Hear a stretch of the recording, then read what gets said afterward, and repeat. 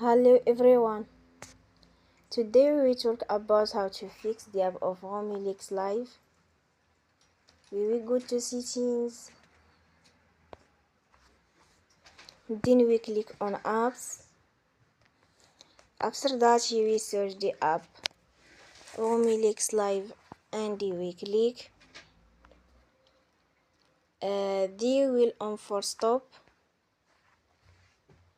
After that you will go to storage. Then we click on clear cache.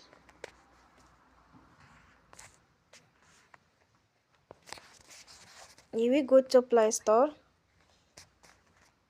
and you will update your app.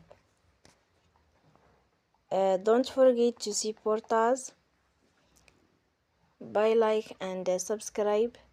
See you next time and thank you for